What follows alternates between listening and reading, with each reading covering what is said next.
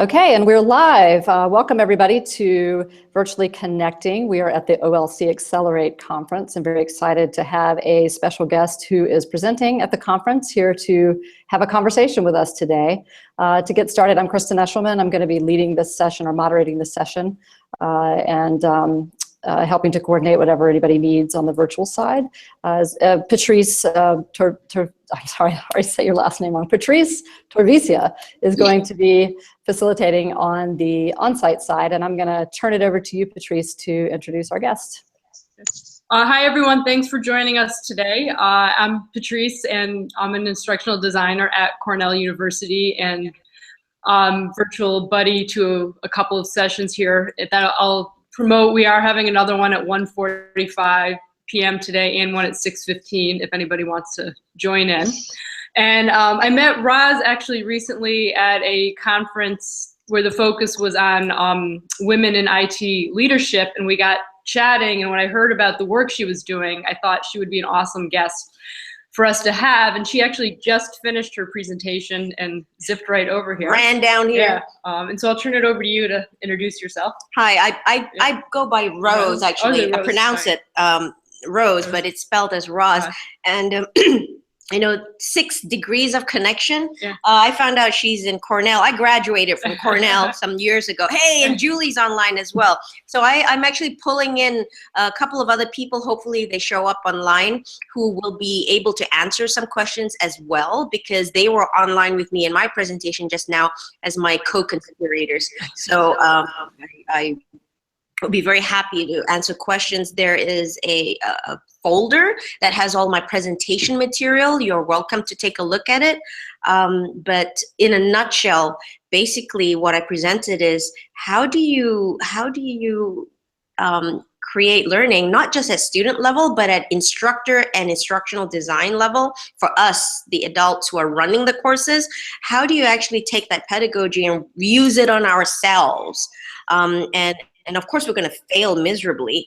So how do we take those failures and make it really positive? So we launched a new acronym just now in the session that I had. You call it OOPS Ed, which stands for Open Online Professional Sharing in Education. And so I'd love for you guys to be a part of this movement. But yeah, I'll keep quiet. I'm not quite sure how you want to run this session, Kristen. Sure. Well, we'd like to get the community kicked off by doing introductions in the virtual space too. So let's start with Brittany first. Hi, I'm Brittany Brown O'Donnell. I am an instructional design student at Virginia Tech. Good to see you again, Brittany. You too. Hey, Brittany. Helen. Hi. Helen DeWard, Central Ontario, work with Faculty of Education students learning to be teachers with technology. So this one is right in for my interest. I do a lot of oops moments. Thanks, Helen. Julie. Hi, I'm Julie Torquati in the University of Nebraska-Lincoln. I'm in the Department of Child, Youth, and Family Studies. And yes, I have collaborated with Rose. She's been my support and my cheerleader many a time. Great. Maha? I'm Maha Belli from Cairo, Egypt, and I'm an associate professor of practice at the Center for Learning and Teaching, and so I do faculty development as well as teach undergrads. And I love this oops. I love it. I'm going to go and say oops ed at work and tell them we're going to do a workshop called oops ed and see if someone shows up, maybe an entire conference. Yeah. Thanks, Maha. Nate. Hi, I'm Nate Angel. I'm calling from Portland, Oregon, and I've done a lot of work in open education, both in the Sakai community and more recently for Lumen Learning. Great. And Yin. Hi, I'm Yin Walker, and I'm currently an independent consultant. I'm also an instructional designer, and I was in Singapore until September. So right now you would say I'm in between jobs. Hey, another 6 degree of connection. My family's originally from Malaysia, so Malaysia. Oh. Hi there. Hi there. Terrific. Okay. Well, yeah. So you started to go down the path, Rose, of what you were talking about today. I think it'd be great if we could hear a little bit more about that, and also just your general perceptions of what's happening at OLC. You know, what are some of the interesting themes that are emerging? Well, I like what Patrice said. We kind of met because it was an serendipitous meeting, and that's pretty much the type of culture that I'm seeing now, is that those accidental meetings and those accidents that happen are what really drives us to find innovation. If we can serendipitous moments and I think that's what's going to lead the creative solutions of tomorrow. I know it all sounds really bizarre and cliche, but the actuality of it is that we don't learn because it's something that's frightening us. We learn something because it's in our face. And so I'm getting an echo. Sorry, Rose. I'm getting an echo. Is anybody not muted? That might be the problem. Over here. Oh, and the Rose's 2 students just arrived. You want to put your chairs behind us so that we So yeah, to Maha's point, let's all mute when we're not speaking, just to make the audio a little bit clearer. One of you sits right here, and then one there, and I'll hang in the back because this is all about you guys. So it's all about people, you know. I always tell my kids, and they're adults now, that, you know, or rather they tell me, it's like, you've got technology in your job description title, really? You gotta come closer. I did take a shower, you know. Hello. Okay, so go ahead and introduce yourself. And okay, they just got off the plane. Literally got off the plane. So, okay, they won't introduce themselves. I'll talk a bit and then I'll introduce them, okay? So this is Zoe on my right, and this is Shuling on my left. And they're both currently taking a course for credit with me. I'm the practicum quote-unquote supervisor. There's a different professor of actually giving them the grade. What do you call it? Professor, official? Of record. Of record, there you go. There's the vocabulary. And it's part of a larger experiment that we started doing, or that I started doing back in 2012. So the presentation that I just finished just now from 12 to 12:45 was a historical quick overview of some of the experiments that a group of us have been running since 2012, off and on. And it's not the same people who are running it now. That's the whole point of it, is that the goalpost keeps moving, even the people keep moving. How do you actually do experiments for the purpose of bettering instruction and doing professional development of people when even the people that you're training retire, move to another college, graduate, and move on? And so we've kind of hit on an accidental aha moment, an accidental formula, if you want to do it, if you want to call it that way. And we call it the oops formula, which is basically, what if we celebrate all the oops moments, all the negative moments, the things that we didn't do so well, but in a professional way. So it's open online sharing in a very fluid way. So that's the gist of it. And now that they've caught their breath, I'm going to give it a try again. You want to say hello? Sure. Hi, I'm Zoe Falls. I'm a doctoral student at the University of Nebraska-Lincoln, and I look at instructional technology and informal learning environments. Okay. And Shuling? Hi, this is Shuling Yang, also a doctoral student at UNL, and I'm interested in the student engagement in online courses. Diversity here, and you know, Julie earlier on introduced herself. She's on the other side, but part of our team. She's on the faculty side. So we've got the triad, I call it, the grad student, the instructional designer, and the instructor, the professor. And how do you create a community of practice and do professional development at 3 different types of levels, or 3 different focal points, because the subject content interest is different for each one, even though we're all kind of in education. We all have our own little niche. How do you do win-win-win situations, or maybe 4 wins, because there's 3 of us, and then the 4th win is students, right? The students who we're all teaching. So how do you do a win-win-win-win? Hey, there's another acronym. There are 4 W's. I don't know. I'll figure it out. I love acronyms. But anyway, I'll keep quiet for now. I'm sure you guys have questions as to, because if I can just, they know I just keep talking. So why don't you guys like ask? And you need to come closer. So, that so I'll open it up to the floor. So anyone can jump in at any time. We we wanted to just let everybody know we typically don't ask for more than about 20 minutes of the on-site person's time. So we can always continue the conversation after they leave. But does anyone want to start? Gee, don't all talk at once. Well, I want to hear from Zoe, and I'm sorry, how do I pronounce your name? Shuling? Yes, right. Shuling? Okay. I want to hear from you about the experience. I know you just got off the plane, but I mean, we've got Yeah. experience with this. I woke up at 2 a.m. this morning. I was up at 4. Yeah. No, it's definitely been very different than I think any other experience that I've had, both as a student and as an instructor. And coming from an informal learning background, I don't know, I think I overestimated how easy I thought this thing was going to be, because formalized learning that are already in place and systems that you can more easily sort of just like glide into that informal learning environments don't always have. And so being a part of this has definitely made me rethink basically everything. Stop laughing.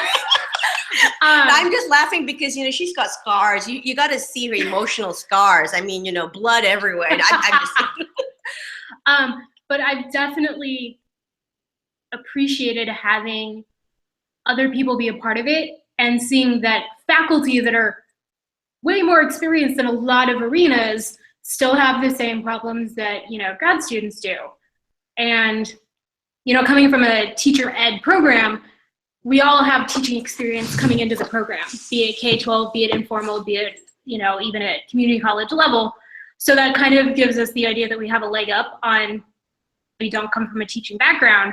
And the more I've worked with this project, the more I'm realizing that that's not true, and figuring out ways to mutually share the failures for the betterment of everyone's learning process has been really, really cool. It's the official academic term right there, really cool. And for me, actually, the online teaching experience is pretty new to me, because it's kind of like I used to be teaching, face-to-face for many years. But then suddenly I got a chance to teach online. I got a little bit lost at first, because I don't know how could I reach students? How could I keep them? How do I know that they are there and show I'm there, the teacher, presence kind of thing. So actually tomorrow I'm going to present my, initial first, experience working with Roz last semester about teaching this online course. But this semester I'm working with Roz about this whole program with Zoe together. So just now Zoe talk about this experience of faculty don't know either, right? but I loved it. Yeah, kind of thing that I'm enjoying the process of working together, collaborating. And another idea is the light pop. When we are talking, when we are working together, sometimes it's the light pop, just works. And say, oh yeah, yesterday actually, she's another member in our group too. She gave me a ride to campus. And on the way, she was talking about the rubric for her students. She's teaching a art class at UNL, right? Well, she's a professor teaching in 3 different institutions in one semester. The 3 different students in 3 different colleges, but the same syllabus. So that's an experiment in itself. And so I kind of paired Shuling up with Jerry, and of course I'm the moderator between the two. So the model that we have is we create this community of practice, and we all get together and we agree only on one thing. We have no clue what's going to come out of this, but we agree to die together. That's it.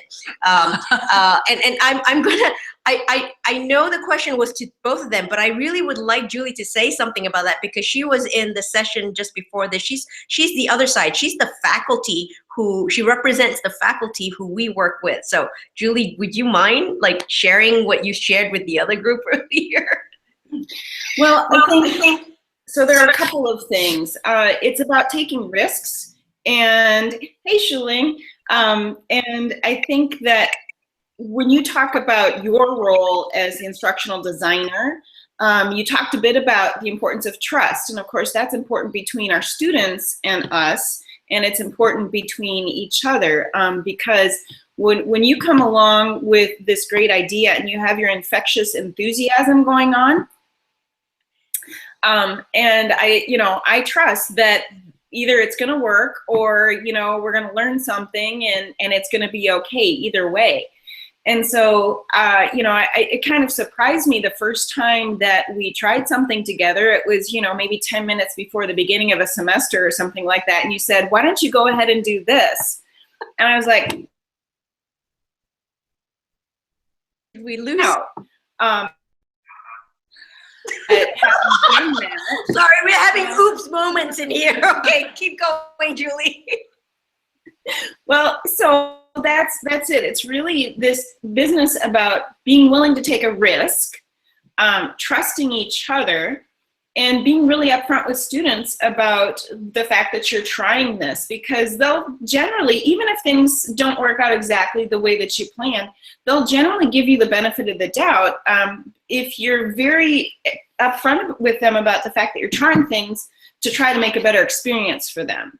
And as long as they get that, they're going to cut you some slack. Yeah, and I wish Christine, the other person who was on the panel earlier, Christine was one of my grad students back in 2012. She was the first iteration of this experiment, but now she's a faculty member in another institution, and she talked a little bit about how do you actually have that trust and having students be a part of that formula. So she did something, Julie, that we didn't do, Zoe and Shuling, we need to do this because I'm learning now from my former student who is now an instructor somewhere else. She did a mid-semester feedback with her students, specifically inviting them to be critical or to give feedback about what, and so it was kind of interesting to see that feedback loop. Well, and if I could also just add, it's a good strategy for a number of reasons. It makes more sense because it allows you to modify and make course corrections before the end of the class. But the other thing that I've discovered too is if you give them a chance to do that during the semester, they don't unload at the end of the semester. And the same goes for faculty and GA, right? Because the same technology that we give to them, they've already told you. We need to do it ourselves too. So, all I'm saying is like walk the talk. We as instructional designers and faculty, we have to walk the talk. Whatever we do to our students, we have to do it onto ourselves. So I'm curious, I'll jump in with a quick question and then I won't ask anymore. But I'm curious because I heard you talk about the oops moments, emergence, you're studying engagement, you're studying informal learning spaces, and instructional design sometimes is a bit over-structured in my opinion. And I'm wondering, how do you scaffold for students those open emergent spaces? How do you make space for that? Could you repeat the question, because we had an oops moment with technology. Your voice disappeared for a split second and you were frozen. Sure, let me try that again. So I'm wondering, because I am a fan of the emergent open oops moments in education, but I also recognize that instructional design has a lot of structure to it. How do you, in your research, in engagement and in informal learning, how do you make sure you're providing the right kind of space and structure for students to have those oops moments? How do you do that? Well, I'm going to answer that on two levels, tiered level, and that's what she's presenting on tomorrow, because at the same time, I'm kind of this in-between person. I have to make sure that whatever the instructors do with their students works, but at the same time, whatever I'm doing with the instructors, it's got to work too. And if there's any oops on either end, there's going to be a problem. What you do is you have to create a situation where there's give space. You make sure that whatever syllabus that you put out, the grading scheme, you have to have a lot of leeway room. You've got to make sure that you have clear expectations, but at the same time you allow for different levels of achievement. So in the same way you have differentiated learning in the classroom for our students, where you've got students who are advanced, you've got students who may not make it, as an instructional designer, you got to be prepared that you're going to have instructors who try something and fail it. How do you make sure that they don't get embarrassed in front of the students? How do you make sure that they can still continue providing the course delivery that they are responsible for doing? So there's got to be that same pedagogy that you give to the undergrads or graduate students who are taking the courses as an instructional designer, giving it to the instructors. It's than that, but that's in a nutshell. You have to use that same pedagogy techniques. You got to give them an out. Like the student who in week 14 discovered that they're failing, right? And you have to give them that bonus exercise. Same thing with the professor. You have to give that professor a way out. If whatever you made them do or try out didn't work, you've got to have that, escape route. What is the way out at the end of the semester if whatever you tried with the professor bombs in the class? You got to make sure that he's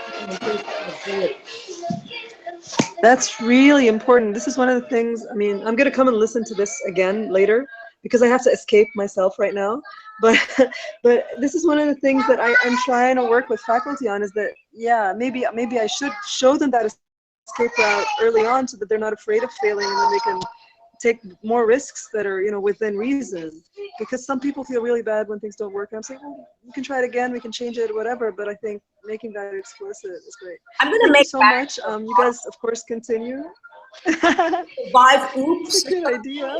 I think that would I love that. I'm going to come back to this and show this to people at my office. Thank you so much. You guys enjoy the rest of the conversation. Bye. So I was wondering, does this whole oops openness, working with that, help at all with imposter syndrome? Being a grad student, that's something we often always face, and faculty always, it never ends. So adults have that too. What are you talking about?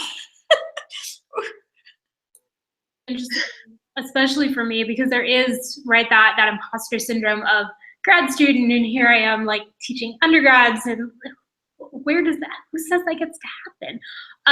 But also because I don't have a formal K-12 background, so all of my instructional experience is from an informal learning environment. So I feel like especially my first semester, like my imposter syndrome was almost doubled, because I was finally in a formal classroom teaching future teachers who wanted to do it in a formal space.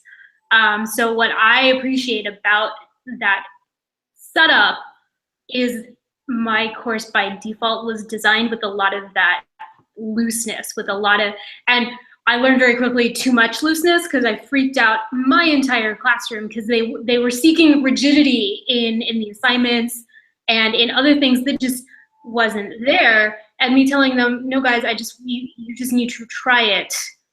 That's what I said to you. Oh my God, you just need to try it. It's my turn to talk. Stop it. But I think as I moved, like finding that balance between, sort of what works really well and is really powerful in informal learning spaces, it is a lot of that movement and ability. There's usually not a grade, right? It's usually not something high stakes for the students or for the participants. They can just come, have a good time, learn something, and go home. So how do you take those practices and put them into something and really scaffold that for them without losing that, freedom to explore and to try things and to fail? Because there's one assignment specifically that I do in my class. I'm like, if you don't fail the first time you try this, you didn't try the assignment at all. So like the goal is to have that iterative process that probably going to screw it up. And if you do, good job. If you didn't try hard enough, or you just didn't do the assignment. So I think setting up moments like that in the classroom, and for instructors that are newer to those sorts of things, like having one thing, like start small. Focus on one thing that you're gonna try, have it be something that's low stakes for the student, because that takes a lot of the pressure off of you as the instructor. It's not as hard of a sell, especially for grad students, where you have to account to the faculty member that's above, where you're like, oh, I'm doing this thing, and the faculty member gives you that look. So those are some of the things that I think I've tried over the semesters, even before this project, that have worked really well for me. And again, with this project, being like, look, I'm doing it bigger now. And the failure was kind of awesome. I want to ask Shuling to share a little bit about her experience, because in her case, that imposter syndrome, the low self-esteem, or like, I'm not sure whether what I'm going to do is going to work out or not. I saw her grow within the first 3 weeks, because it was your first time teaching online, first time teaching in the United States, second time teaching in the United States. And so there's this whole issue of the students might have prejudice, accents, or you know, whatever. I mean, it's all cliche. And she was just totally brave and fearless in trying new things. Well, okay, brave and fearless in front of the students, and then like she'd come back around to me and kind of go, Rose, how to do this? But I'll let you. Yeah. So actually, Rose said about her experience of not in the formal K-12 settings. For my problem is more like cultural. Especially like I used to teach in China, and the students and teacher, you know, the relationships is what I say, you follow. Okay, and you do not agree with me. Okay, yeah. So here, it's not weird. It's kind of you know, the cultural problem. It's all set. Well, I become the, you know, come to the podium. But here I learn first more flexibility. You are more flexible with students. And another thing, second one is differentiate. So like just now Rose said when at the beginning, yeah, I didn't feel so bad at that time. But then thinking about, let's talk about successful examples, is that give the students self-led learning time. Like the last project, when I did the online course, I asked them to do the rubric, to create the rubric of their own. I give them time, I give them a, you know, the outline. I have already formulated the rubric, and I just ask them whether something they feel not clear enough, or they do not like it, or they would like to, you know, suggestions to change. So Google Doc, very, you know, tool, and we got it. Yeah, we made it. And I set a deadline for that. And I told Rose, I'm so happy. Although, because for me, the worst thing is that at the final, you give a grade and somebody came back saying that, oh, why did you give me, you know, a 9, not a 10, right? Yeah, this is really something I really don't like it. But this time, because of this negotiation, communication, and give them, you know, own choices. So they can't complain because they made their own grade. Yes, they complain. They complain. Oh, I know that 2 of them emailed me actually saying, oh yeah, I got such a low score, but I have no complaint. You know, that's my fault. That is actually what they have said. I feel so good about that. You know, yeah, this time. You know, yeah. And yesterday, I just now talk about another, you know, Jerry, and we talk about the rubric too. So asking the students about, you know, using different technologies like website or maybe another tool, digital tool to make a video. So when I heard of that, my first initial idea is to differentiate the rubrics. So maybe, you know, if you do website, give you another, you know, one rubric, and if you chose a very difficult tool like technology, you have to spend a lot of time on it, maybe use another rubric. So this kind of differentiation will give a student more choices, and then this would give them more engagement of focusing on content area, and especially we say motivate their learning. So for me, and those of you who are instructional designers, this is what my goal is so that these guys who are actually teaching, they start coming up with their own solutions. They start being fearless to create their own creative, crazy solutions, which in the beginning of this relationship, they would look at me like, you're crazy, Rose, but okay, all right, if you think it'll work, I'll do it. And then by the end of this journey, they're excited about creating their own crazy solutions. And then they start, you know, what did you call it, Julie? Infectious something? So yeah, it has to be infectious, and it's got to be this, you know, where they start doing things on their own. They, meaning the instructors, the faculty, the graduate students who are teaching on their own, because my objective is so that I don't need to be there anymore. Mm-hmm. No, Julie, you were going to say something about imposter syndrome? Yes. I wanted to, and especially for those of you who are really of this type of career, I remember when I began at UNL, I remember very vividly walking around the halls thinking, pretty soon they're going to figure out I have no idea what I'm doing. That is really comforting to know. It was 22 years ago, and nobody ever figured it out. And at some point in those first few months, I said something to my mother, and in her infinite wisdom, she said, "Julie, men take jobs all the time they're not qualified for." Woohoo! Nate, you want to say something about that? And that's not, I mean, it was just the fact that you grow into the position.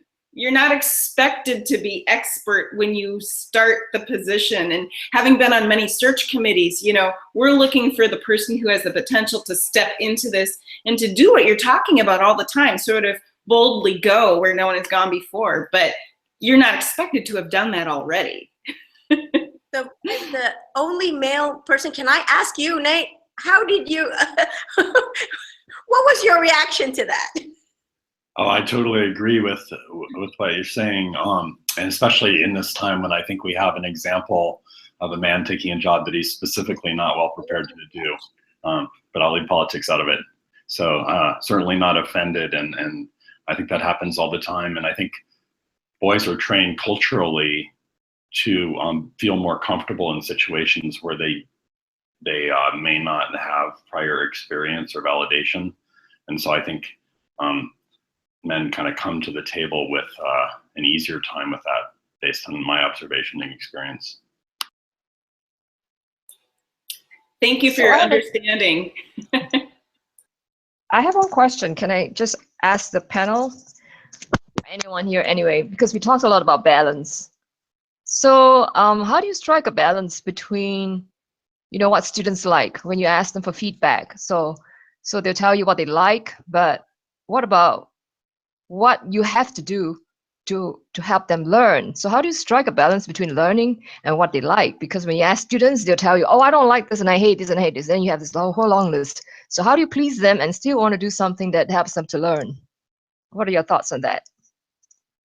I think for me, I don't ask them what they like, because and here's the thing, because what they like isn't the relevant question. What I ask them is what's going to help them learn best, because no student likes homework. Like, let's get real. I'm a grad student. I still hate homework. I mean, I don't get excited to sit down and write a midterm. I'm not looking forward to writing my comps, right? Like, these aren't things I like doing. But do I need to do them to succeed and get to where I want to be? Yes. Are there ways that those situations can be better suited to help me succeed? That's how I try to approach the conversation with the students. Like, these are the things we need to do. What do we need to do to make those the best experience for you? So it's less about what they like doing, and it's more about what they need to succeed. I'm going to let the other two say something, because after that, I'm going to respond from the instructional designer's point of view. When the faculty tells me, I like doing this, I don't want to do that, but then I know they need to do something else, so I'll let her say something else, and then I'm going to respond on the other tier, okay? I mean, that balance is really difficult to achieve, you know, right? Yeah. In Chinese, we say that you could never satisfy everybody's needs. Yeah, so it's if you want to really achieve that one, you're crazy. So I never do that. So as for me, because I right now I really enjoy the students, you know, own choice. So I will try to give them, you know, a few options. You know, yeah. So within this scope, so what would you choose one? If you really do not like either of them, you create one by yourself. That's, you know, possible, and I could accept that, but you have to meet the criteria we set up. We will agree to that. Hope this could help, you know. Yeah, I think that most of the time, students and instructors, we could reach an agreement, right? Yeah, yeah. For me, I use a technique which I call the thick skin technique. And I always tell people, see, I'm kind of a chubby person, but I say, actually, I'm very skinny. That's how thick my skin is, you know? So the technique, so Nate's laughing, yeah. So the technique that I'm talking about is that when you're dealing with faculty who, I've been doing this for 40 years, you know, this is how I like doing my course. I'm like, okay, I were doing it, but I'm a novice, right? I only have like, 20 years of experience, not 40 years of experience, but I do it this way. But yeah, maybe I can learn from your technique. So I let them do it, but I make sure that I verbalize my technique, which I think they need it, but I don't force them to do it. But I make sure they hear it, whether they want to hear it or not. So they have a little bit of suffering there. They have to listen to me talk. But then that's my personality. I talk a lot anyway. So they just kind of go, it's okay. It's just Rose talking on top of her head. And then I let them go ahead and do it. And then they fail. And then it's wonderful because then I go, oh, thank you. I've learned something from this. Thank you for showing me another way of doing it. And it's a wonderful thing. I make sure it's wonderful. And then remember that out that I said, that it's already week 13 or week 12, I make sure that I've got a backup plan so that, we still make the instructor look like the hero. Never, as an instructional designer, never let your faculty look bad in front of the student. You always have to make them look good, no matter what. And if anything fails, make sure that all the negative comments go to the instructional designer, because you know what? It doesn't matter to us because we're not the ones receiving the feedback form, right? And so that's the technique. Not all instructional designers agree with me. I know some of my colleagues will go, yeah, that's the renegade Rose going out there. But, it works.